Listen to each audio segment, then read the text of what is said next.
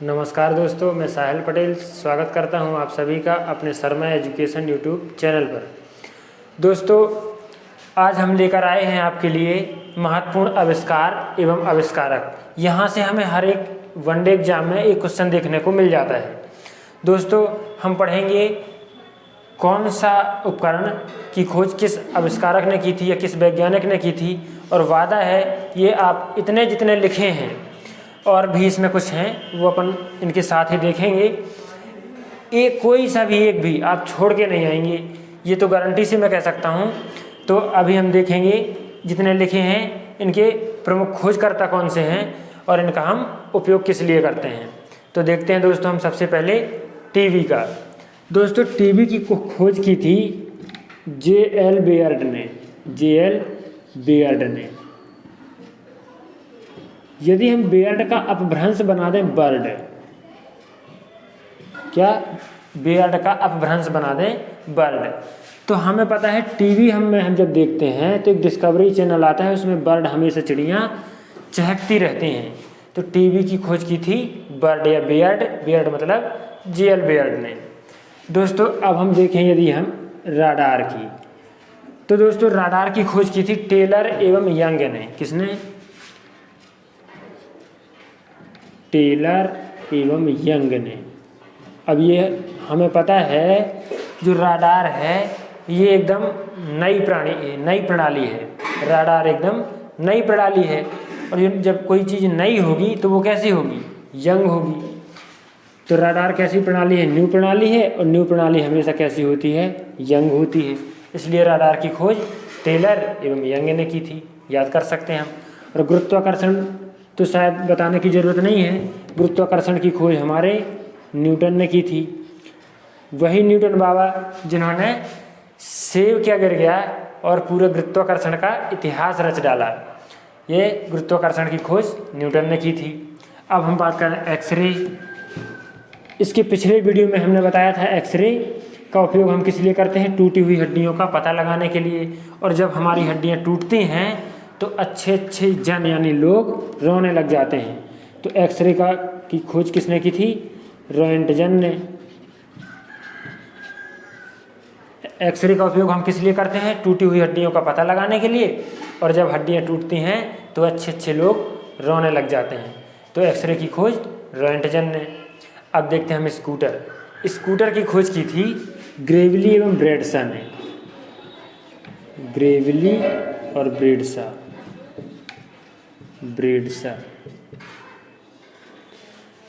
दोस्तों, मेरा एक दोस्त बोलता है कि तुम ब्रेड और सॉस लेके आओ, उसे हम ग्रेवी वाला बनाएंगे। ब्रेड और सॉस लेके आओ, उसे हम ग्रेवी वाला बनाएंगे। तो हम उससे बोल देते हैं लाओ स्कूटर लाओ, तभी तो हम ब्रेड और सॉस लेने जाएंगे। तो स्कूटर की खोज ग्रेवली और ब्रैडशा। ब्रेड और सॉस लाना है तो इसके लिए हमें स्कूटर चाहिए। दोस्तों, अब हम अगला देखते हैं रिवॉल्वर। रिवॉल्वर की खोज की थी सैमुअल कोल्ट ने। Samuel Colt. अब इसे हम कैसे याद कर सकते हैं? रिवॉल्वर यानी बंदूक। जब कोई चोर आके किसी के सामने बंदूक तान दे या रिवॉल्वर तान के खड़ा हो जाए तो कोल्ट यानी कोल्ड यानी ठंडा, तो वह आदमी ठंडा पड़ जाता है और एकदम सहम के खड़ा हो जाता है। क्या हो जाता है? रिवॉल्वर तान दी तो वह आदमी कोल्ड यानी ठंडा पड़ जाता है और एकदम सहम के खड़ा हो जाता है। तो रिवॉल्वर की खोज किसने की थी? सैमुअल कोल्ट ने। अब देखते हैं हम डीएनए। दोस्तों, डीएनए ये ऐसे हम बोल सकते हैं द्विकुंडलित।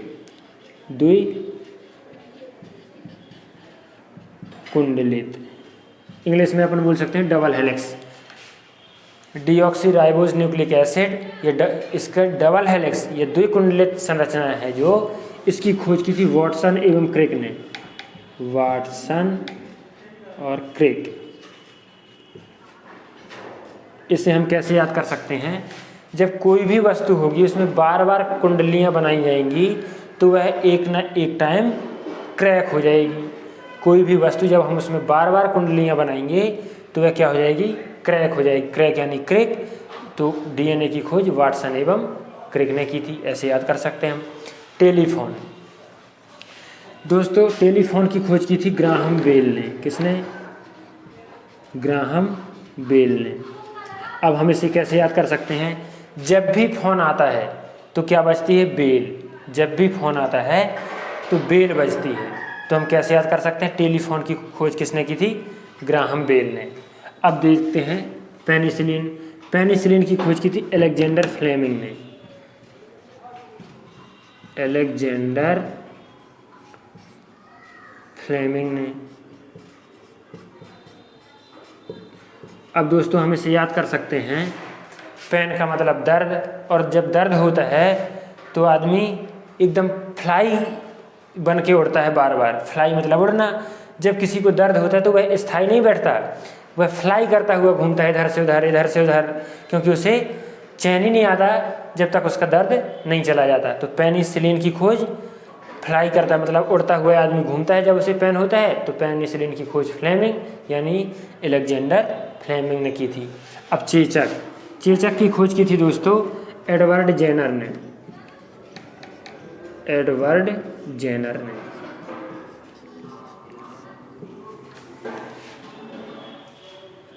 दोस्तों चेचक जब बीमारी आती है तो लोगों को दाग छोड़ जाती है।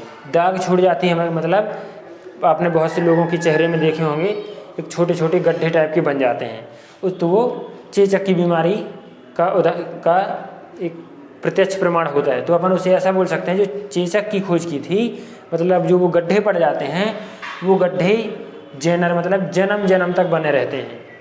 जो चेचक के गड्ढे होते हैं वो जन्म जन्म तक या जेनरिक बने रहते हैं। जेनरिक का मतलब बहुत दिनों तक बने रहते हैं।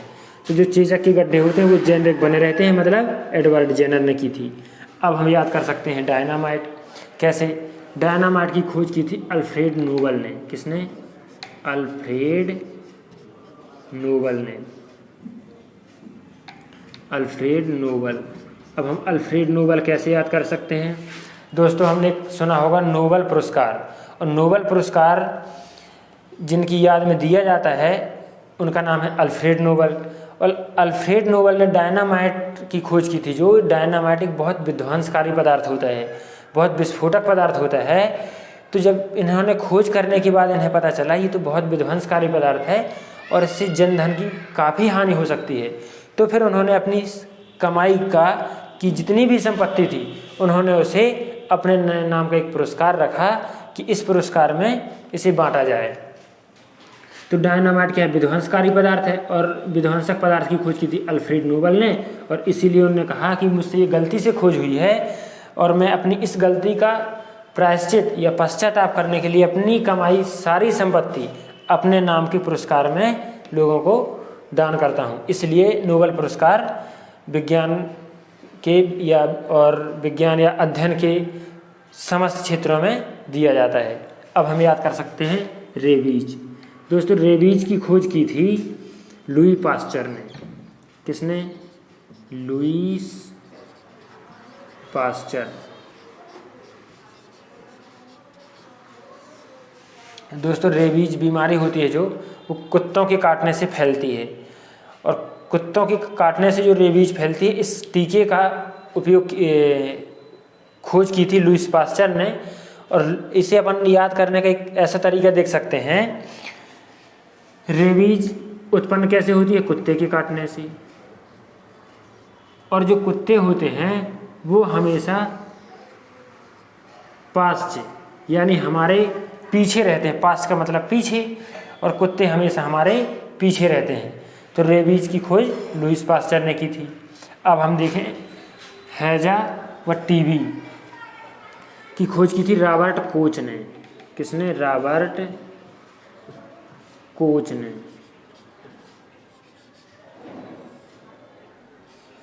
इसे दोस्तों हम याद कर सकते हैं, हम टीवी में देखते हैं जो बहुत सारे कोच होते हैं। ये क्रिकेट का कोच है, ये फुटबॉल का कोच है, ये रग्बी फुटबॉल का कोच है। तो वैसे ही जो एक टीबी एक बीमारी होती है दोस्तों, ये टीबी, और एक दूसरी टीबी होती है ये टीबी। इसका पूरा नाम होता है ट्यूबरक्लोसिस और इसका पूरा नाम होता है टेलीविज़न। इसलिए दोस्तों ये दोनों अलग अलग होते हैं। तो इस टीवी की खोज की थी जेएल बेयर्ड ने और इस टीवी की खोज की थी रॉबर्ट कोच ने। तो जो हम टीवी, ये वाला टीवी जब देखते हैं तो इसमें बहुत सारे हमें कोच मिलते हैं देखने को, क्रिकेट का कोच और फुटबॉल का कोच, रग्बी फुटबॉल का कोच, वॉलीबॉल का कोच। वैसे ही हैजा का कोच क्या है? Robert Koch. हैजा व टीवी, इनकी खोज किसने की थी? कोच, और कोच से खोज। तो हैजा व टीवी की खोज किसने की थी? कोच ने। याद रखना दोस्तों, टीवी व हैजा की खोज रॉबर्ट कोच ने की थी। अब देखते हैं हम फाउंटेन पेन। देखते हैं दोस्तों फाउंटेन पेन। फाउंटेन का मतलब होता है फव्वारा। फाउंटेन का मतलब फव्वारा। अब यदि हम बात करें फव्वारा किसका होगा? दूध का फव्वारा तो हो नहीं सकता, तो हम इसे याद कर सकते हैं पानी का फव्वारा। और पानी मतलब वाटर। फाउंटेन मतलब फव्वारा, और फव्वारा किसका होगा? वाटर का। और ये पेन है, तो पेन कौन यूज करता है? मैन। तो फाउंटेन पेन की खोज वाटरमैन। फाउंटेन यानी फव्वारा, और फव्वारा किसका होगा? पानी का। और तो अपन याद कर सकते हैं वाटर, और जब अपन को वाटर याद रहेगा तो अपन याद करेंगे पेन कौन यूज करेगा? कोई गाय भैंस तो यूज करेगी नहीं, इसलिए फाउंटेन पेन का उपयोग करेगा वाटरमैन, यानी फाउंटेन पेन का आविष्कार वाटरमैन ने किया था। अब देखते हैं हम रेडियो। दोस्तों रेडियो की खोज की है मार्कोनी ने। मार्कोनी। अब हम इसे कैसे याद कर सकते हैं? जब कई बार रेडियो चलता है और अपन कोई काम करते रहते हैं और चलते चलते रेडियो बंद हो जाता है, तो हम उसमें बार बार अपनी कोहनी मारते हैं। रेडियो चलाते हैं और बोलते हैं कोहनी मारो, रेडियो चालू हो जाएगा। कोहनी मार, रेडियो चालू हो जाएगा। तो रेडियो की खोज किसने की थी? मार्कोनी ने। या अपन ऐसे याद कर सकते हैं, रेडियो चालू करना है तो मार कोहनी, पहले क्या मार? अपनी कोहनी मार, रेडियो चालू हो जाएगा। रेडियो की खोज मार्कोनी ने की थी। अब देखते हैं दोस्तों डीजल इंजन। डीजल इंजन की खोज की थी रुडोल्फ डीजल ने। रुडोल्फ डीजल ने। दोस्तों इसमें ज़्यादा याद करने वाली कोई चीज़ नहीं है, ये डीजल और ये डीजल। दोस्तों इसमें एक क्वेश्चन ये है, डीजल इंजन और पेट्रोल इंजन में अंतर क्या होता है? डीजल इंजन, अपन यहाँ इंजन भी बस भी कह सकते थे, लेकिन अपन ने यहाँ डीजल इंजन ही क्यों कहा है? इसका मतलब डीजल इंजन और पेट्रोल इंजन में अंतर होता होगा। तो जो डीजल इंजन होता है इसे हम बोलते हैं CI इंजन, और जो पेट्रोल इंजन होता है उसे हम बोलते हैं SI इंजन। ये दोनों में अंतर केवल इतना है, CI का मतलब होता है कंप्रेशन इग्निशन, कंप्रेशन इग्निशन, और SI का मतलब होता है स्पार्क इग्निशन।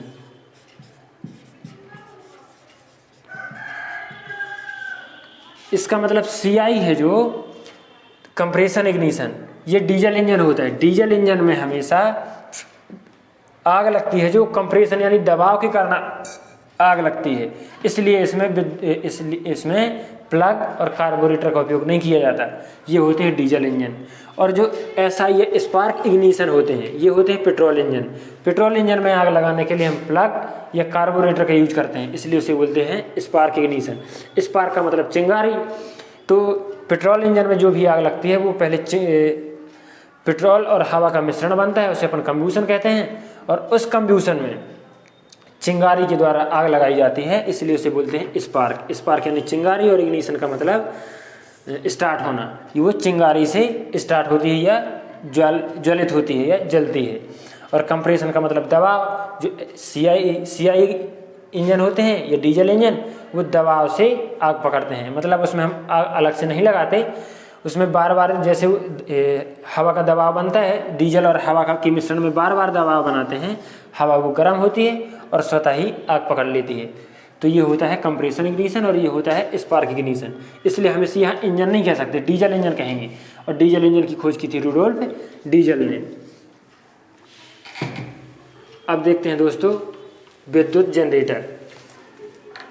दोस्तों विद्युत जनरेटर की खोज की थी माइकल फैराडे ने।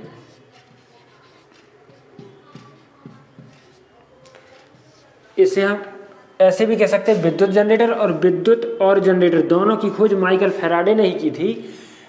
उसका रीज़न ये था, एक स्टोरी ऐसे याद कर सकते हैं, फैराडे मतलब फेरा। जब माइकल फैराडे की शादी थी और शादी में फेरे हो रहे थे और वहाँ पे अंधेला था, तो उन्होंने कहा यार एक काम करो, पहले रुको, पहले मैं कुछ यहाँ उजेले का इंतजाम करता हूँ, उसके बाद में फिर फेरा करेंगे अपन। तो उन्होंने सबसे पहले खोज की किसकी? विद्युत की। फेरा के दिन खोज की विद्युत की। तो माइकल फैराडे ने विद्युत की खोज की। अब जनरेटर की खोज ऐसे हुई, इन्हें शादी के बाद घर में रहते रहते पत्नी से तंग आकर इन्होंने कहा तो हम नेतागिरी करेंगे, वो भी अपने स्वतंत्र नेतागिरी, यानी पत्नी से मुक्त नेतागिरी। अब जब इन्होंने नेतागिरी करने का ठाना, ये माइक लेके पहुँचे और एक जगह भाषण दे रहे थे और अचानक लाइट चली गई। और जैसे विद्युत चली गई तो उनकी आवाज़ लोगों तक पहुँच ना पाए। उन्होंने कहा रुको, पहले हम विद्युत जाने के बाद हमारे काम में या कार्य में बाधा उत्पन्न ना हो, इसका इंतजाम करते हैं। तो फिर उन्होंने जनरेटर की खोज की कि अब मैं दोबारा भाषण दूं तो मेरे भाषणों में बाधा उत्पन्न ना हो, विद्युत रहे या ना रहे। तो विद्युत और जनरेटर, फिर उसके बाद वो भाषण देने जाते और विद्युत चली भी जाती तो जनरेटर स्टार्ट कर लेती। तो विद्युत और विद्युत जनरेटर दोनों की खोज माइकल फैराडे ने की थी। विद्युत की खोज कैसे की? उनकी फेरा के समय अंधेला था, तो उस अंधेले को दूर करने के लिए उन्होंने विद्युत की खोज की। शादीशुदा के बाद परेशान होकर वो नेता बने और जैसे उन्होंने माइक पकड़ा और लाइट चली गई। जैसे लाइट गई तो उन्होंने फिर से एक उपकरण बनाया जिससे वो विद्युत उत्पन्न कर सकते थे। कौन सा? जनरेटर, जिसे अपन विद्युत जनरेटर कहते हैं। तो विद्युत और जनरेटर दोनों की खोज माइकल फैराडे ने की थी। दोस्तों अब बात करते हैं हम कैलकुलेटर।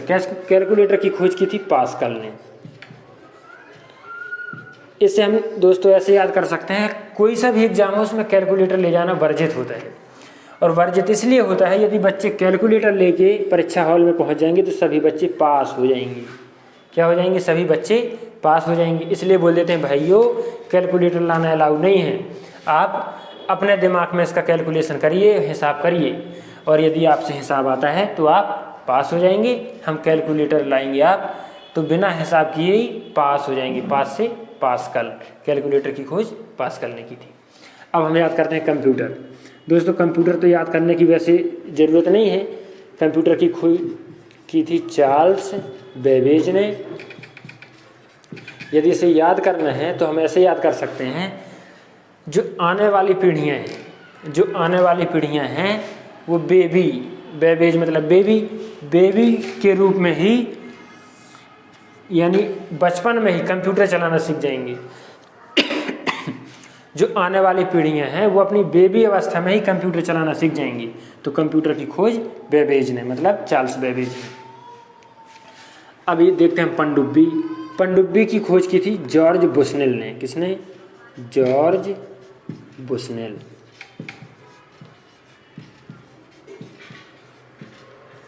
अब इसे कैसे याद कर सकते हैं? कोई पनडुब्बी छोटा सा उपकरण तो है नहीं है, बहुत बड़ा उपकरण है। और बुशनेल, ये नाम लेने से ही ऐसा लगता है, बुश मतलब कोई बहुत बड़ा पदार्थ है।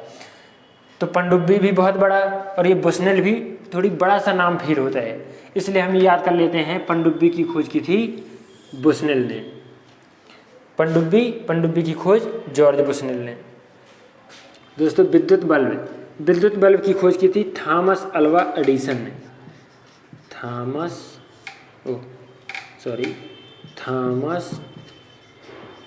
Alva Edison. अब देखिए दोस्तों कैसे,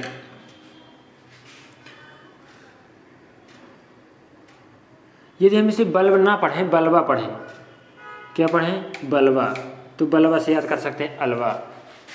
विद्युत बल्ब और थॉमस अल्वा एडिसन। बल्ब से अल्व, ये बल्बा से अल्वा। विद्युत बल्ब की खोज अल्वा एडिसन या थॉमस अल्वा एडिसन। दोस्तों इसमें कोई इतना ज़्यादा मेंशन नहीं करना है, अपन को याद करना है। और ये तो गारंटी है कि इतना एक बार यदि और आप देख लेते हैं तो आपको दोबारा भूलेंगे तो नहीं। अब उसके बाद देखते हैं हम सीलिंग फैन। सीलिंग फैन मतलब ऊपर वाला पंखा, जो हमारे घरों में ऊपर पंखा लगा रहता है उसे बोलते हैं सीलिंग फैन। दोस्तों सीलिंग फैन की खोज की थी हिलर ने। किसने? हिलर ने। अब हम देखते हैं जो हमारे घर में पंखा लगा रहता है वो चलता है, हिलता ही रहता है। क्या करता है? हिलता रहता है। तो सीलिंग फैन की खोज हिलर ने की थी, मतलब पंखा हिलता रहता है। अब देखते हैं तड़ित चालक। तड़ित चालक की खोज की थी बेंजामिन फ्रैंकलिन ने। Benjamin Franklin. इसे हम ऐसे याद कर सकते हैं, तड़ित चालक। तड़ित चालक का मतलब जो आकाश में बिजली चमकती है और वो बिजली नीचे गिरती है, अपन को ऐसा लगता है कहीं बिजली गिर रही है, तो उसकी खोज की थी किसने? बेंजामिन फ्रैंकलिन ने। आपने कई बार देखा होगा बड़ी बड़ी जो इमारतें बनी होती हैं उन इमारतों के ऊपर एक ऐसी छड़ी टाइप की लगा देते हैं। तो वो छड़ी क्यों लगाते हैं? उसका रीज़न ये है, जो ये आकाश में चमकने वाली बिजली है वो बिजली कई बार घरों में गिरती है, बड़ी बड़ी इमारतों में, तो पूरे को जला देती है। कई बार पौधों में गिरती है, पेड़ों में, उन्हें जला देती है। तो ये ऊपर एक छड़ लगा देते हैं। इसका मतलब ये उस ऊपर से गिरने वाली बिजली को अर्थिंग देते हैं। क्या अर्थ देते हैं? जैसे वो बिजली गिरे इसमें और इसमें लगा होता है ज़मीन में अर्थ, तो ये जैसे ऊपर से बिजली आई और वो डायरेक्ट नीचे ज़मीन में अर्थिंग में चली जाती है सप्लाई, तो इसका मतलब ये पूरी बिल्डिंग नुकसान होने से बच जाती है। तो हमें ऐसा लगता है जैसे कई बार अगर किसी के घर में गिर जाए तो वो ऐसा बोलता है, मुझे ऐसा लगता है किसी ने ये बिजली फेंकी है। क्या की है? फेंकी है। ये तड़ित बिजली मेरे घर में फेंक दी है। तो तड़ित चालक की खोज फ्रैंकलिन, या फेंकी का मतलब फ्रैंकलिन, तो तड़ित चालक की खोज बेंजामिन फ्रैंकलिन। दोस्तों अब देखते हैं माइक्रोफोन। माइक्रोफोन में ये अपन ने क्या देखा? फ़ोन। और जब भी फ़ोन आता है तो क्या बजती है? बेल। और जब बेल बजती है तो इसका मतलब हम क्या कह सकते हैं? फ़ोन आता है तो घंटी बजती है या बेल बजती है, और इसे हम क्या बोल सकते हैं? Graham Bell. अब देखते हैं दोस्तों बैटरी। दोस्तों बैटरी की खोज की थी अलेक्जेंडर वोल्टा। अलेक्जेंडर वोल्टा।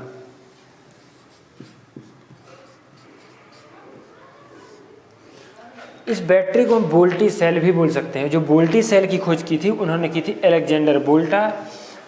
तो वोल्टा से वोल्टी सेल हो गया। और जो ये बैटरी है, ये बैटरी किस काम में यूज करती है? यानी बैटरी का हम उपयोग करते हैं वोल्टेज बढ़ाने के लिए। बैटरी को हम चार्ज करते हैं किस लिए? वोल्टेज बढ़ाने के लिए। तो बैटरी की खोज वोल्ट बढ़ाने के लिए, मतलब वोल्टा ने। बैटरी की खोज अलेक्जेंडर वोल्टा ने। ये दोस्तों रेडियो दोबारा लिख गया था। रेडियो अपन पढ़ चुके हैं। रेडियो की खोज मार्कोनी में। अगर रेडियो चालू करना है तो कौनी मारो। रेडियो की खोज मार्कोनी ने। दोस्तों आशा करते हैं आपको ये क्लास समझ में आई होगी, और जहाँ तक मेरा विश्वास है जितने भी इसमें आविष्कार और आविष्कारक हैं आपको सारे के सारे याद हो गए होंगे।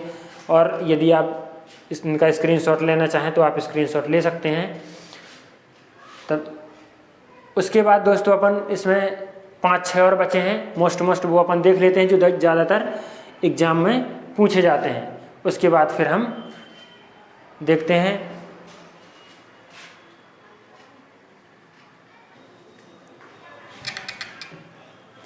दोस्तों अपने ये 5-6 आविष्कार और बचे हैं, अपन इनको देखते हैं। पहले देखते हैं अपन वाष्प इंजन। वाष्प इंजन की खोज की थी जेम्स वाट ने। किसने?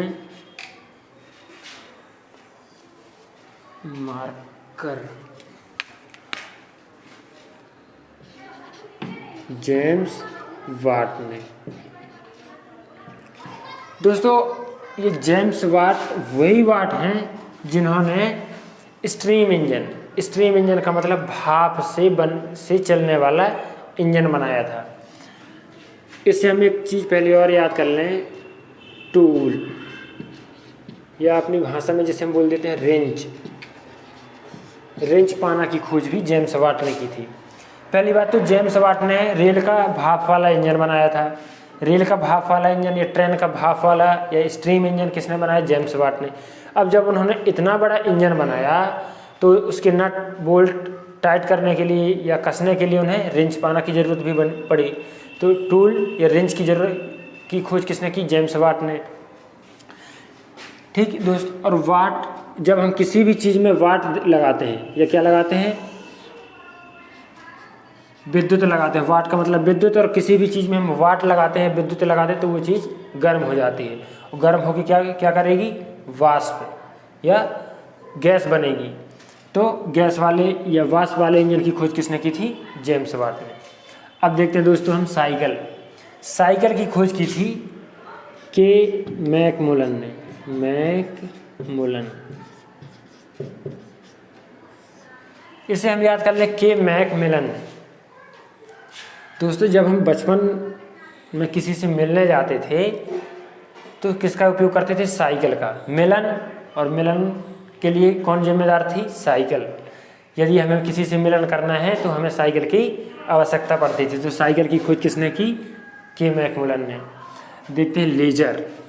दोस्तों लेजर की खोज की थी थियोडर मैनन ने। किसने?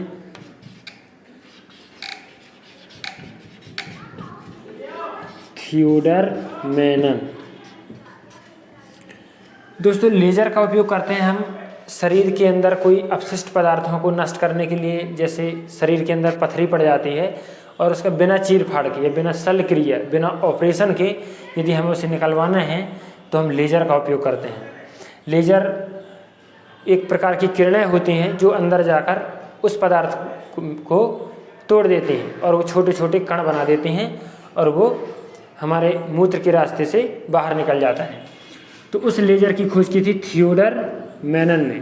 इसका मतलब लेजर ऑपरेशन कराने में या लेजर का उपयोग करने में बहुत दर्द होता है, बहुत दर्द होता है। तो लेजर का उपयोग वही करेगा जो क्या होगा? निडर होगा। क्या होगा? निडर होगा। या जो कोई भी लेजर का उपयोग करेगा उसे थोड़ी तो डर लगेगा। जो कोई भी लेजर का उपयोग करवाएगा उसे थोड़ी सा तो डर लगेगा। तो लेजर का उपयोग की खोज की थी थियोडर मैनन ने। इसका यदि पूरा नाम देखें,